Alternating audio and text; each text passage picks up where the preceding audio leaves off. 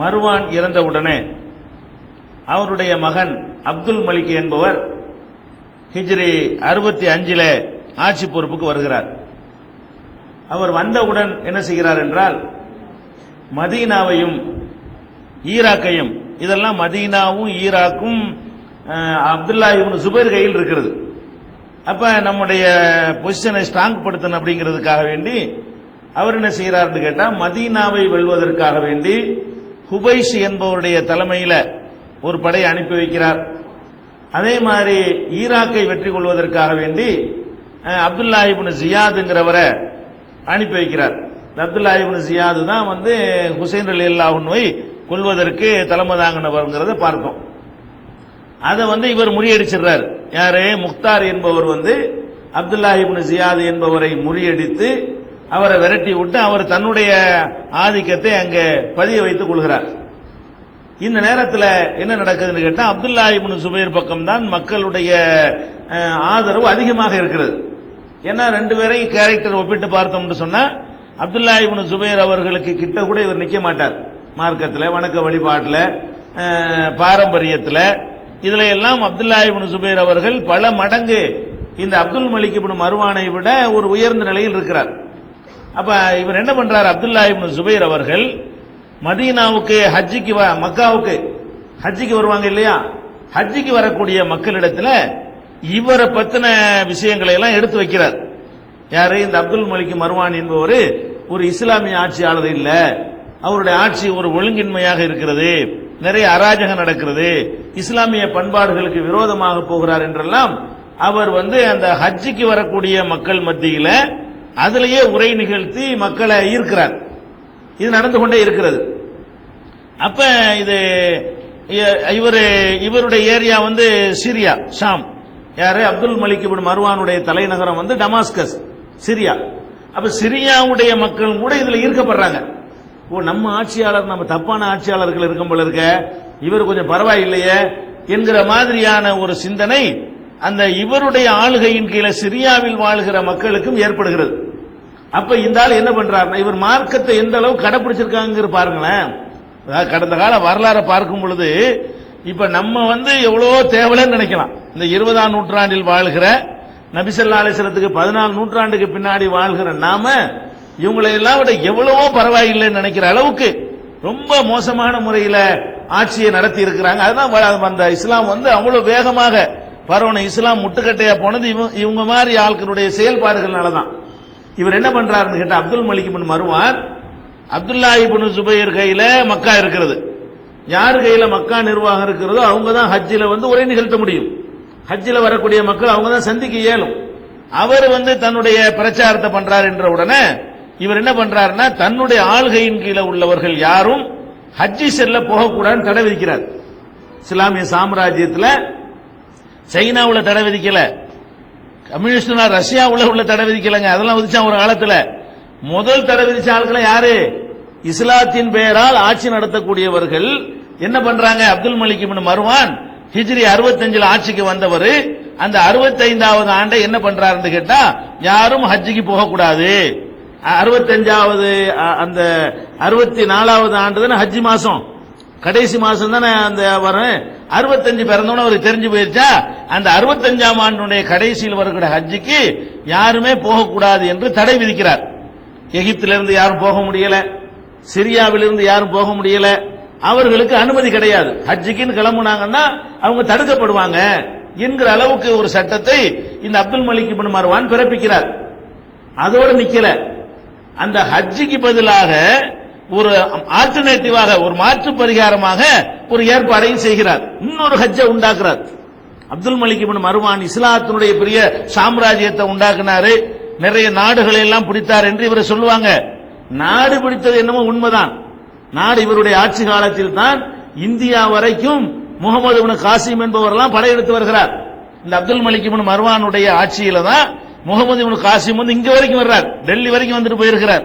அந்த மாதிரியான ஒரு இட விஸ்தீர்ணத்தை நிறைய பண்ணினாரு.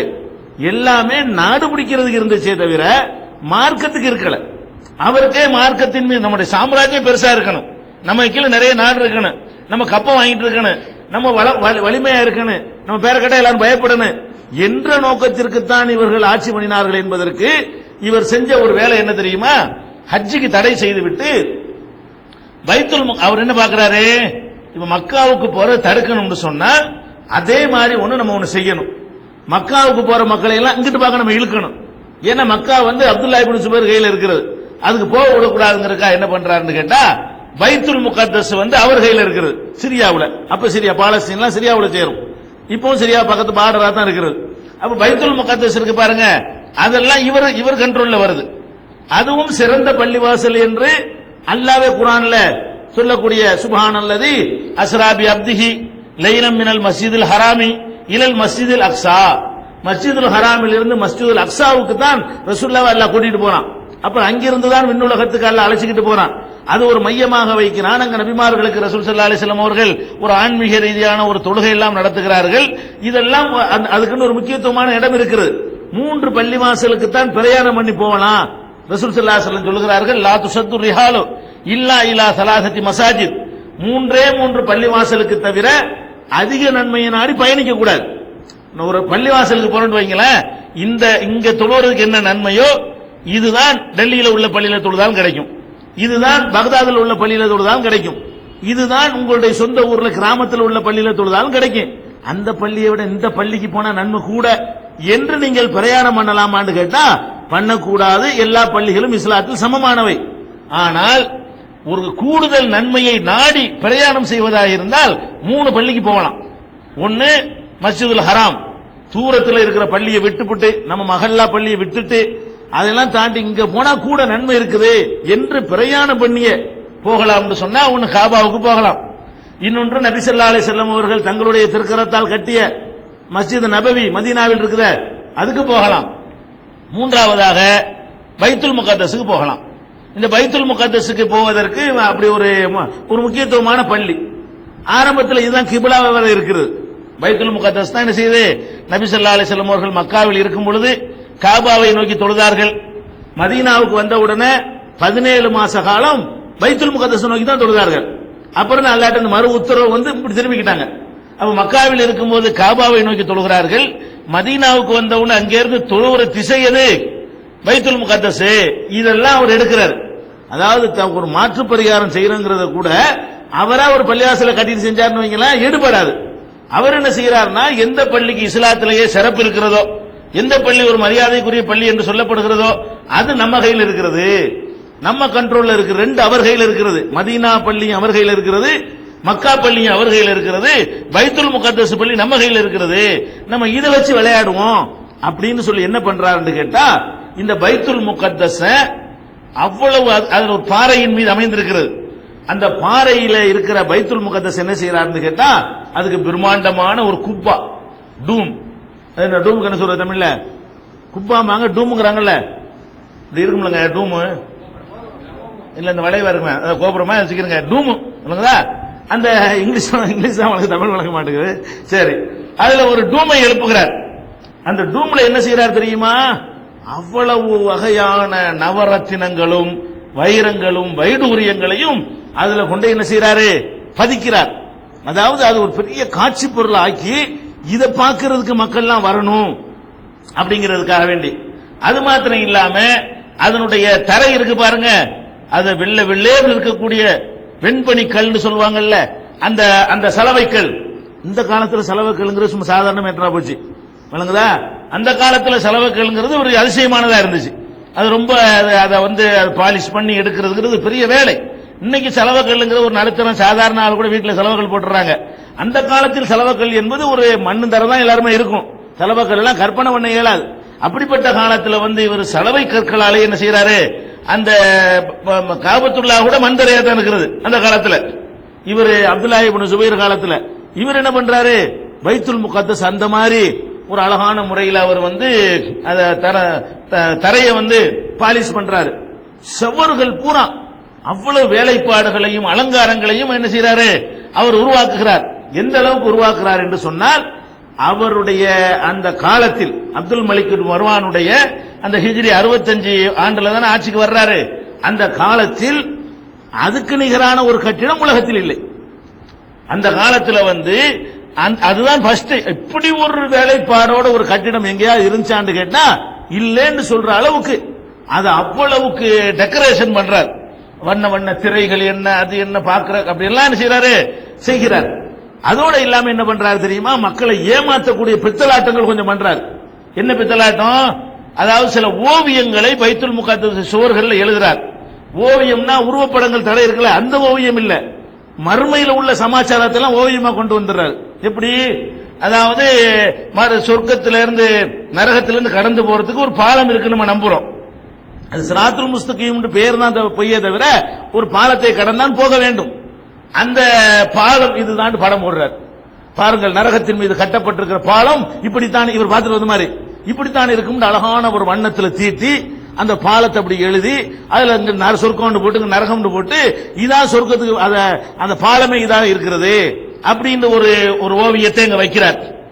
அதே மாதிரி என்ன பண்றாரு, சொர்க்கத்துக்கு வாசல்கள் இருக்குல்ல, அந்த வாசல்கள் என்ன செய்யறார், சொர்க்கம் மாதிரி ஒரு தோட்டம் மாதிரி வரைஞ்சி சவத்துல இதான் ரய்யான் வாசல், இதான் அந்த வாசல். அந்த வாசலுக்கு பேர்லாம் வரும் இல்லையா, அந்த பெயர்களை எல்லாம் போட்டு இப்படித்தான் அந்த வாசல் இருக்கும்னு சொல்லி இவர் வேற ரசூலுல்லாஹ்வே அப்படிலாம் நமக்கு வர்ணிச்சது இல்ல.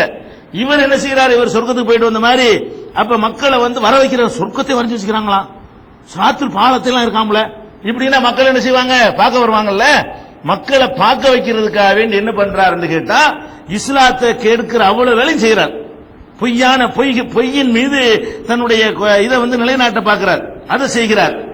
அதோட இல்லாம என்ன பண்றாருன்னு கேட்டா நபி ஸல்லல்லாஹு அலைஹி வஸல்லம் உடைய பாதம் சொல்லி ஒன்று வருகிறது, இதான் ரசூலுல்லாஹ்வுடைய காலு, அது வருகிறார். அதுக்குள்ள முழு உருவம் அறிய முடியாத, அதுக்காக என்ன பண்றாருன்னு கேட்டா இதான் ரசூலுல்லாஹ்வுடைய பாதம் சொல்லி அதை ஒரு பக்கம் வரைஞ்சு வைக்கிறார். ரசூலுல்லாஹ்வுடைய பாதம் இருக்குதான் அப்படின்னு எல்லாம் வருவாங்கல்ல. அப்ப ரசூல் ஸல்லல்லாஹு அலைஹி வஸல்லம் உடைய பாதம் இருக்குன்னு சொல்லிட்டு யார் போட்டா எடுத்தா பாதத்தை மட்டும் தனியா யாரு பார்த்தா எந்த ரெக்கார்டும் கிடையாது. இதுக்கெல்லாம் எப்படி ரெக்கார்டு கிடையாதோ, இவர் எப்படி பாலத்தை பார்த்தது இல்லையோ, சொர்க்கத்தினுடைய வாசல்களை இவர் எப்படி பார்த்தது இல்லையோ, அதே மாதிரி ரசூலுல்லாஹ்வுடைய பாதத்தை இவர் பார்த்தது இல்ல. ஆனால் என்ன பண்றாரு, கஅபாவுக்கு போறது தடுக்கணும், ஹஜ்ஜுக்கு போறது தடுத்துட்டு கொந்தளிச்சிட கூடாது மக்கள். அது இல்லாட்டி இது இருக்குதுல, அங்க போட்டு இங்க வாங்கல, இதுவும் சிறந்த பள்ளிவாசல் தானே இப்படின்னு காட்டுவதற்காக என்ன பண்றாரு, அதை ஒண்ணு பண்ணுகிறார்.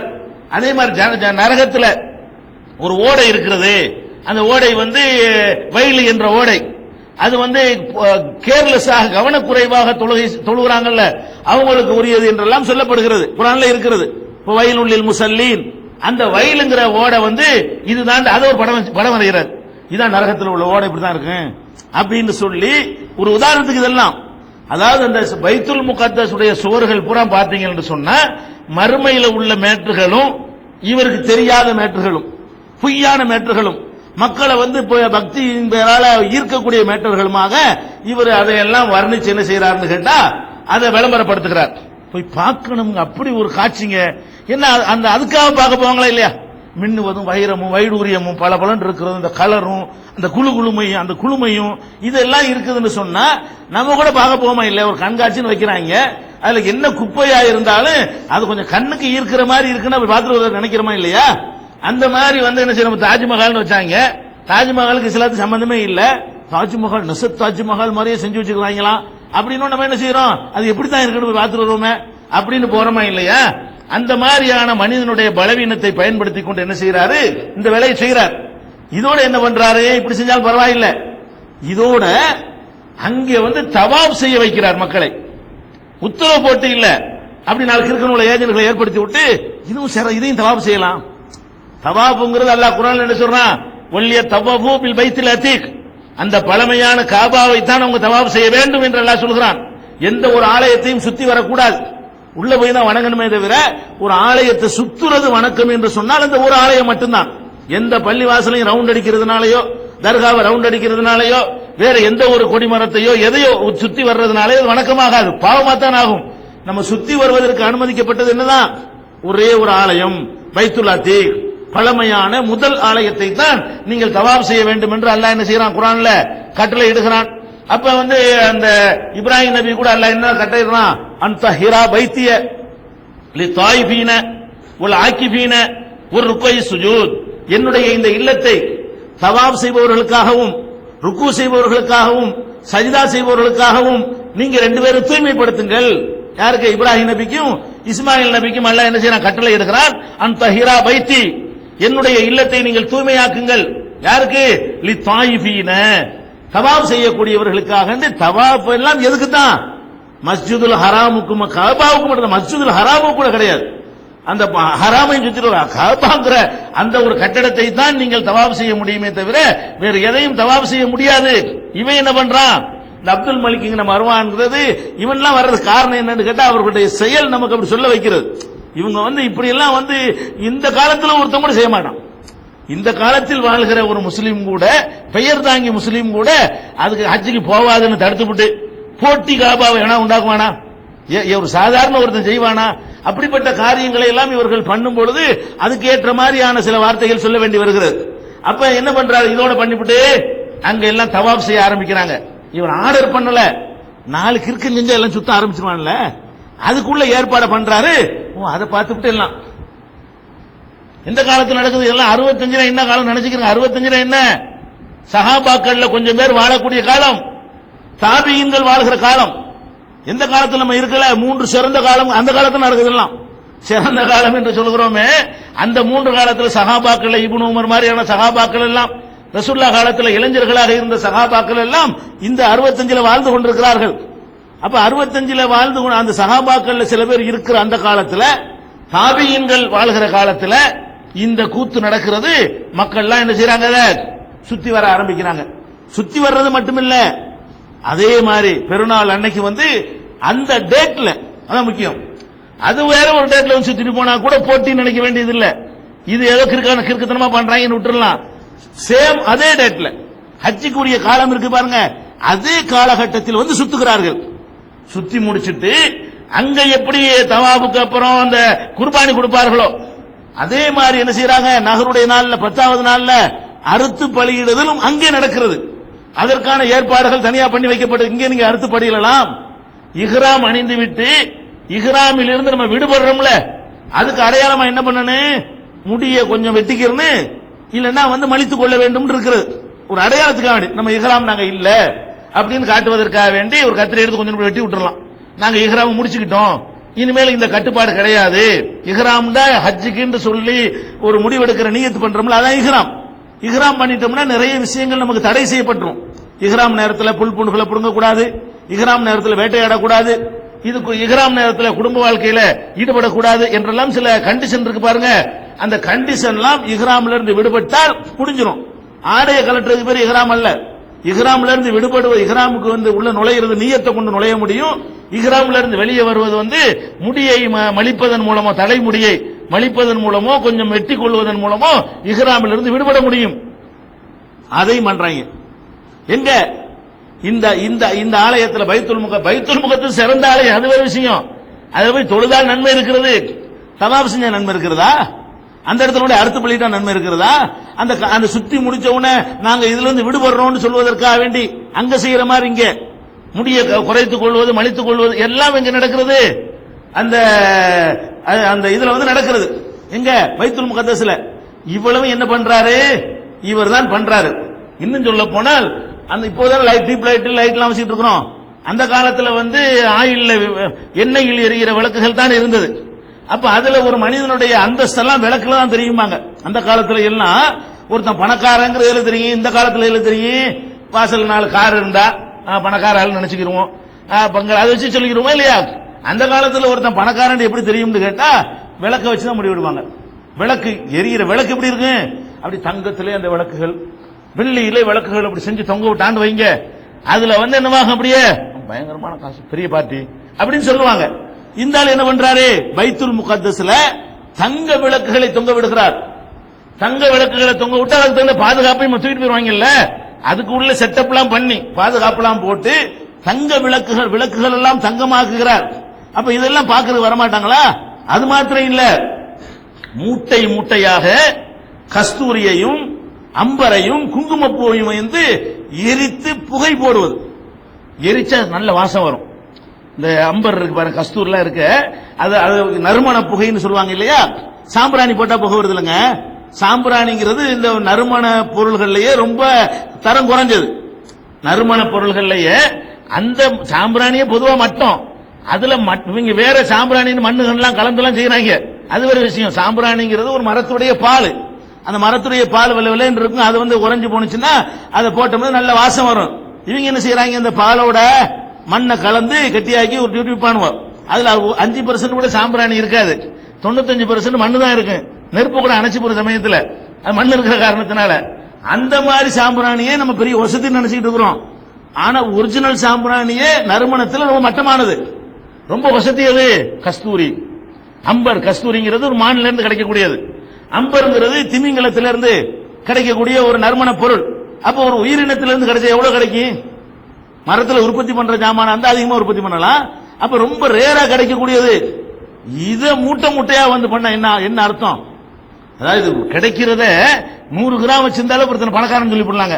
அந்த மாதிரியான ஒரு சாமான கொண்டாந்து மூட்டை மூட்டையா வச்சு அதுல வந்து உள்ள நுழைந்து விட்டு வெளியே போனார்களேயானால் அவங்களுக்கு அந்த ஒரு நாள் முழுசும் அவங்க மேனியில அந்த வாசம் இருக்கும். அந்த புகை அப்படி படுதா, உள்ள உட்கார்ந்து இருக்காங்களா சட்டை வேட்டெல்லாம் அதை வந்து அதை ஈர்த்து கொள்ளும்.